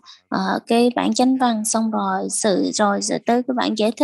giải thích xong rồi mới tới là những cái phần nghi vấn xong rồi mới bắt đầu là bác bỏ như thế nào, bác bỏ xong rồi mới bắt đầu mới tới là đưa ra những cái quan điểm của cái tư tưởng cái phái của họ. Đây, điểm này rất là giống với trong cái hệ thống của Tây Tạng, kinh văn Tây Tạng, chẳng hạn như rằng nói là trước tiên thì phải đưa ra quan điểm của tự phái, xong rồi bác bỏ quan điểm của ngoại phái, và sự tranh luận giữa hai bên. Cái thứ tự mà người ta trình bày nó rất là rất là giống nhau.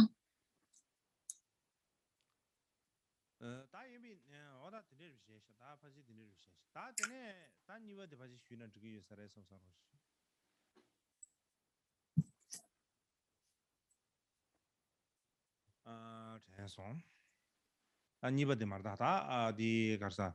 미남 사바 니버디 쉬비나 다데 가르사나 또기 데르고 나나 주버디 차려 Và trong 6 trường phái triết học thì đây là cái vần đế cuối cùng, là Vedanta là trường phái cuối cùng, là tiếng Tây Tạng gọi là Ricetava. Ai là người sáng lập ra?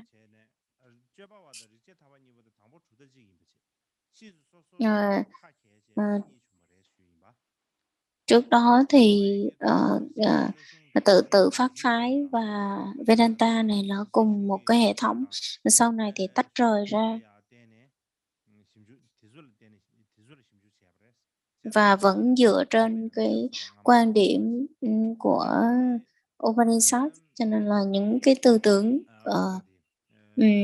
tưởng của Vedanta thì họ nói rằng là tiền của gọi là gì, tự Pháp phái ở giai đoạn trước đó. Cho nên là họ là một trong những cái tư tưởng quan điểm dựa trên Upanishad, nhưng mà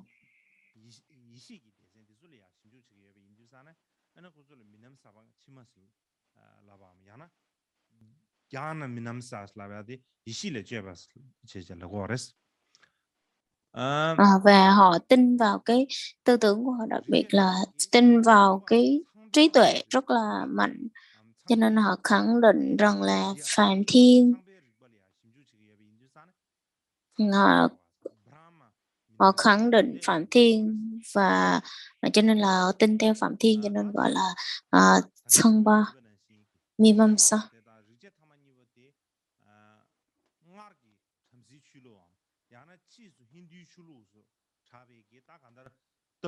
Và cái tư tưởng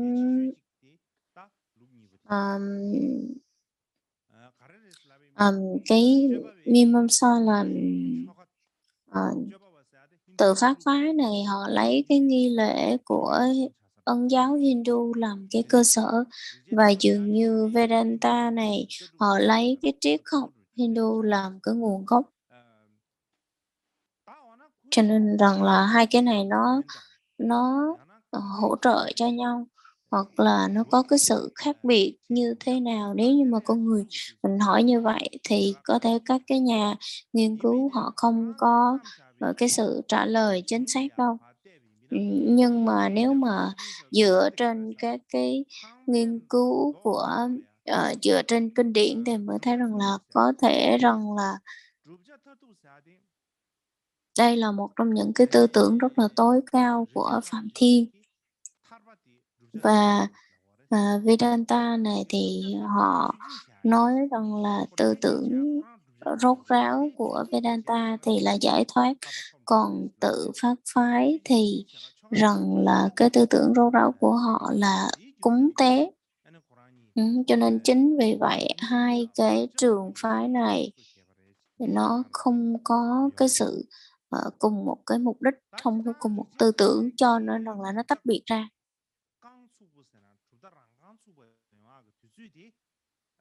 Và họ có thể là cái thời gian của những cái bản kinh này ra đời vào cái người mà khai sáng ra tên là Trần Xuân Sẵn Lâm bà, gọi là Bà La Môn Sẵn Vua Lâm bà. Thì sợ con cũng biết đâu. Và có thể rằng là ông ra đời vào cái khoảng thế kỷ thứ nhất, nhưng mà người ta chỉ phỏng đoán thôi chứ không có một cái gì chắc chắn về những cái niên đại của nhân vị người này. Và những cái bản kinh văn quan trọng nhất ở trong cái phái Vedanta này là Gaudapada.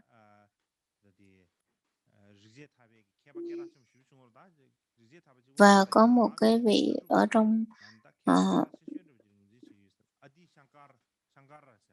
và cái vị học giả Ấn Độ đó thì nói là Adi Shankar. Ở đây là một cái ông khẳng định rằng là tất cả những cái điều quan trọng trên thế giới đó là Phạm Thiên,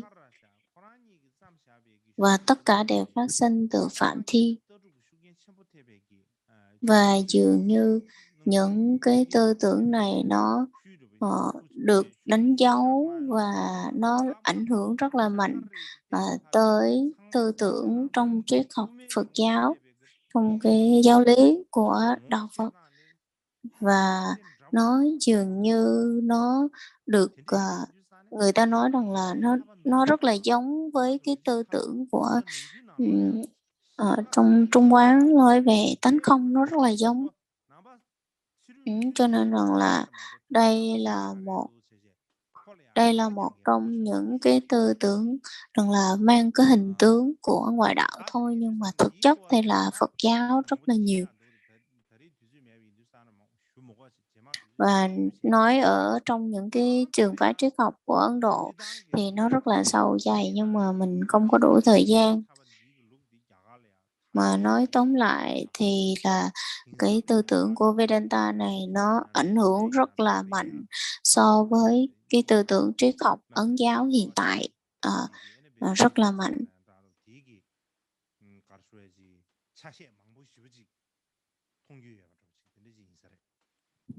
Và mình thấy được cái sự ảnh hưởng bởi các cái tư tưởng triết học từ cái phái Vedanta này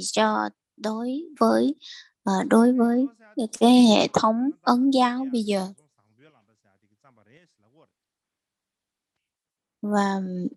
cái bộ kinh văn của cái phái Vedanta này là cái gì? Như hồi nãy mình có nói là vị Bà La Môn tên là Sambhalampa. Và cái bộ kinh văn chính vẫn được dựa trên những cái bản kinh của Upanishad và Bhagavad Gita và những cái bản kinh của Bà La Môn. Nó lấy ba cái phạm trù kinh điển này làm cái cơ sở và trong đó thì họ lấy cái tư tưởng những cái bản kinh văn của Phạm Thiên của không lấy những cái bản kinh của Bà La Môn làm cơ sở là chính, còn các cái khác chỉ là phụ. Và trong đó thì có khoảng 7 chương, và trong trong từng chương nó chia làm 4 phạm trù, và trong có 555 khổ thơ. Và về những cái bản kinh này thì dường như so với những bản kinh văn của 6 trường phái triết học thì là dường như nó muộn nhất, và nó ra đời khoảng khoảng thế kỷ thứ 6.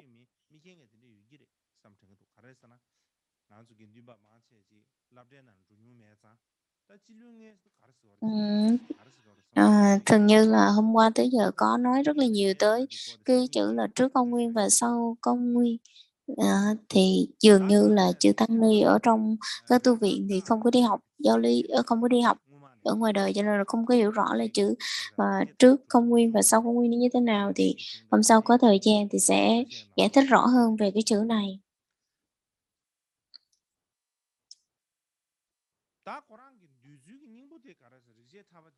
Và cái tư tưởng của họ, là như thế nào? Nó là họ tư tưởng vào Phạm Thiên, là tất cả mọi thứ trên thế gian này đều đều là do Phạm Thiên, đều là do Phạm Thiên. Nó bắt đầu từ Phạm Thiên và nó cũng kết thúc từ Phạm Thiên. Và chữ Phạm Thiên ở đây không phải là một con người hoặc là một cơ hữu tình hoặc là một chúng sinh, mà có thể đây là một cái bản chất của cái tâm.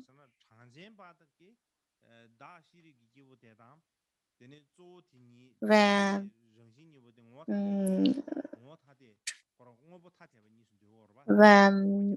bên người ta bác bỏ, bên này bác bỏ luôn cái tư tưởng của số luận rằng là ngã và tâm là đồng nhất, cũng bác bỏ luôn. Và của phái khác gọi là thắng luận phái là ngã và tâm là khác biệt, cũng bác bỏ luôn. Cho nên là họ thành lập ra tất cả các cái pháp là không, tất cả mọi pháp để trụ vào là cái tánh không, có nghĩa là vào bắt đầu từ Phạm Thiên mà kết thúc cũng vào Phạm Thiên. Phạm Thiên ở đây được nhận diện như là một cái gì đó rất là không, tánh không. Nên chúng ta sẽ không có giải thích rất là nhiều, bởi vì rằng là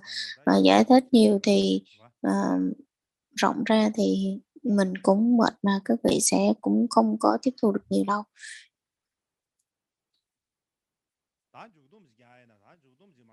Và nói tóm lại thì là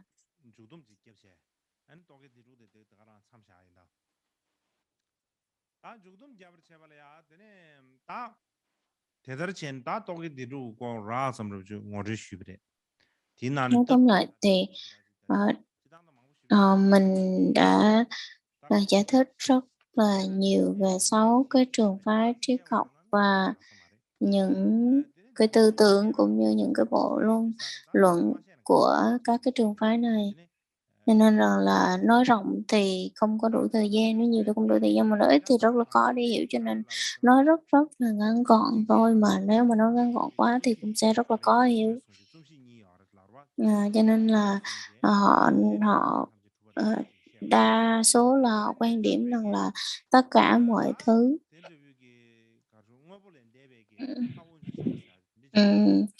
thuận theo. Và số luận thì họ nói rằng tất cả mọi thứ chỉ đều vào hai cái nguyên nhân,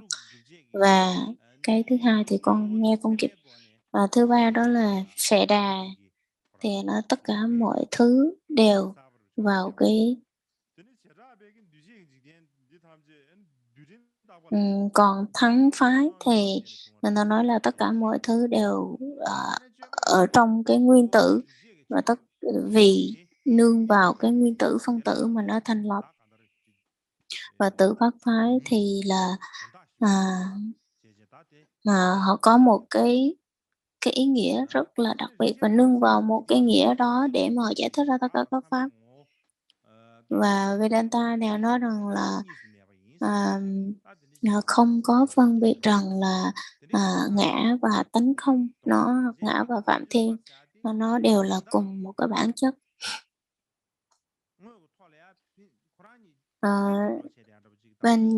Yuya và Vedanta thì nó có những cái điểm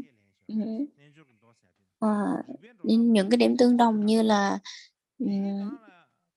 là Vedanta thì họ tin vào hoặc là họ ủng hộ hết hoặc là họ theo những cái bản kinh của phái Yuya, nhưng mà có một cái điểm khác là họ không tin vào có thần thôi, chỉ khác một chút điểm đó thôi. Nhưng mà cái chữ mà cái vị thần quan chút là thượng đế này, khi mà khi mà lúc mà vào thiền định hoặc tu tập,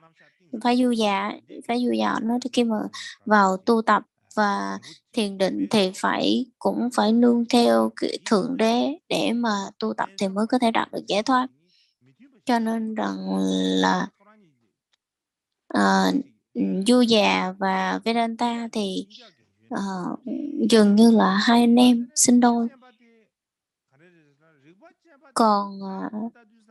Còn phái Phệ Đà thì lúc nào họ cũng nói tới lý luận thôi, chứ cái bản chất thực của họ cũng là giải thoát. Và họ chăm vào cái việc là giải thoát, cho nên họ cũng lý luận hết. Và dường như không có họ đề cập vào vật lý là nhiều, chứ không có nghiêng về kinh, hoặc là không nghiêng về. Và tự phát phái thì ban đầu thì họ rất là họ nghiêng về cái nghi lễ tế tự, và từ cái nghi lễ tế tự đó mình cũng không thể nói được rằng họ là một trong những cái trường phái triết học. Cho nên rằng là cái tên, nó tóm lại thì cái tên thì là cái tên nó nằm trong 6 trường phái triết học, nhưng mà nó không thực chất là trong trường phái 6 trường phái triết học đâu. Cái thứ nhất là số luận, cái thứ hai là Phệ Đà. Thì hai cái trường phái này nói là đây là hai cái trường phái không tin rằng là có thần, nên là thường thấy là vô thần, cho nên là dường như chỉ có là số luận Phệ Đà và Vedanta là ba cái trường phái gọi là nắm rõ và gọi là sâu sắc nhất trong tư tưởng triết học của 6 trường phái triết học. Tuy là người ta đặt ra là 6 trường phái, là ủng hộ trong 6 trường phái, nhưng mà không có đánh dấu gì trong 6 trường phái này nhiều, hoặc là không có một cái dấu ấn gì là đặc biệt hơn, mà nó chỉ nghiêng về cúng lễ tế tự là nhiều.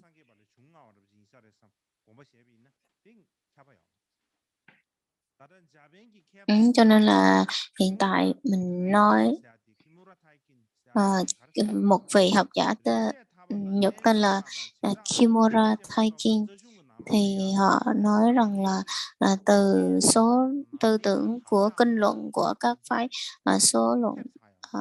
thắng luận hoặc là Vedanta, thì nó đều ảnh hưởng trong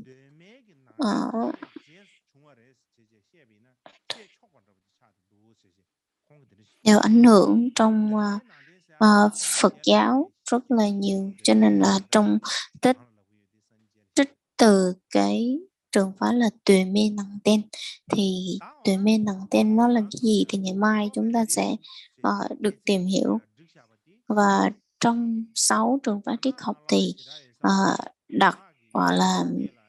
nhóm vào cho họ một nhóm, thì dường như trong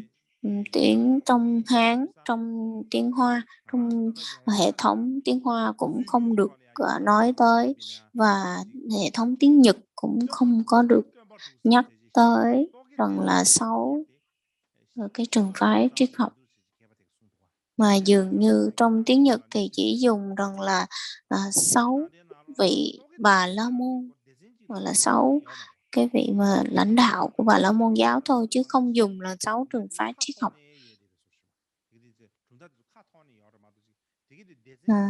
Và nói rằng là tuy không chỉ có một Tây Tạng là đánh dấu rằng là họ cùng là một cái hệ thống của Phệ Đà, nhưng mà nó chia ra 6 cái trường phái, nó 6 cái tông phái khác nhau, để cho người ta khoảng là trong một một vài trăm năm đổ lại đây thôi, chứ không có đánh dấu nhiều về cái tư tưởng của những người này. Gọi là nó không có gom lại một chỗ, mà nó cứ chia rẽ ra đó. Nó không có phải như cái việc mà tính như bây giờ là các cái trường phái như bây giờ, mà hồi xưa nó không có tính như các cái số 6 trường phái triết học như bây giờ đâu.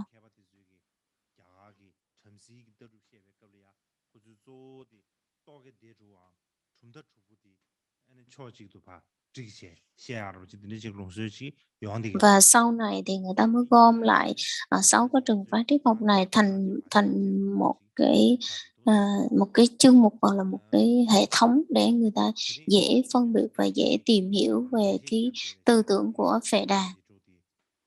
Chính vì vậy mà hôm nay tôi trình bày 6 cái tư tưởng của 6 trường phái triết học.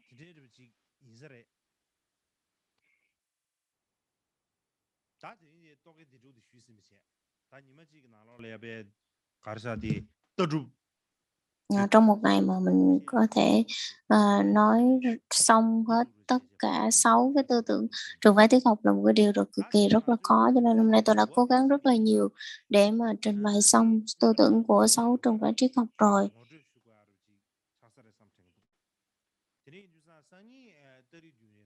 Và ngày mai thì hôm nay vào ngày 7,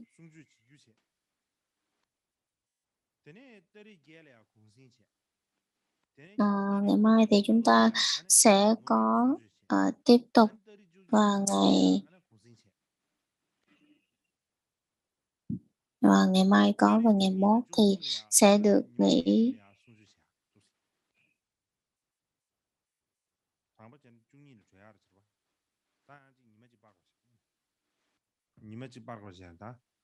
Vì ngày hôm qua mình nghỉ, cho nên là ngày mai sẽ bị dời thêm một ngày nữa. Chắc có lẽ là sẽ không thay đổi cái lịch nữa đâu, cho nên cứ 2 ngày mình sẽ nghỉ một ngày. Thì hôm nay học, ngày mai thuyết pháp, ngày mai thuyết pháp thì ngày mốt sẽ được nghỉ. Từ cứ 2 ngày sẽ nghỉ một lần, thì có thể cái buổi cuối sẽ là ngày 13.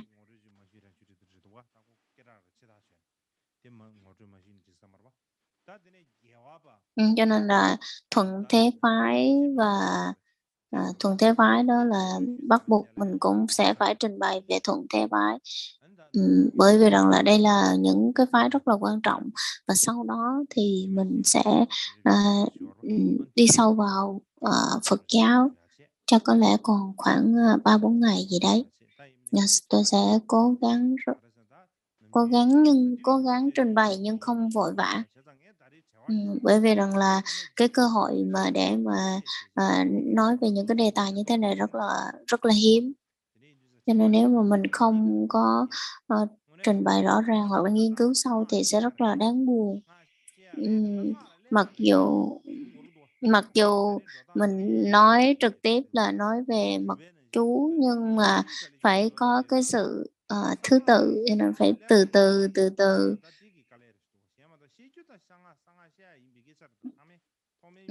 từ. Nhưng mà cái mục đích chính của mình vẫn là mật chú, nhưng mà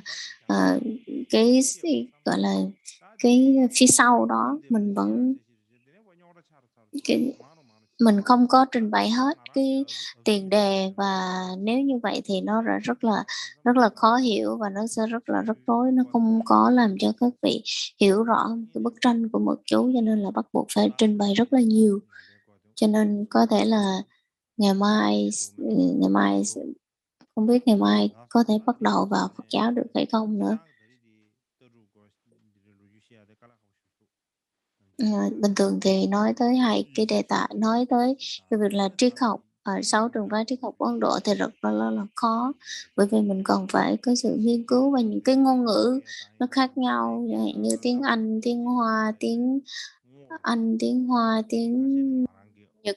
Mình bắt buộc phải có cái sự tìm hiểu, và có một vài ngôn ngữ thì tôi có thể tìm hiểu được, nhưng mà có một vài ngôn ngữ thì rất là khó. Có thỉnh thoảng thì cũng không có một phút nào để nghỉ ngơi luôn, cho nên là những cái chủ đề như thế này mình nói ra như thế này thì rất là ít và rất là ngắn, nhưng mà cái sự chuẩn bị thì rất là nhiều. Nếu như mà nói ờ, nếu như mà cái sự chuẩn bị của mình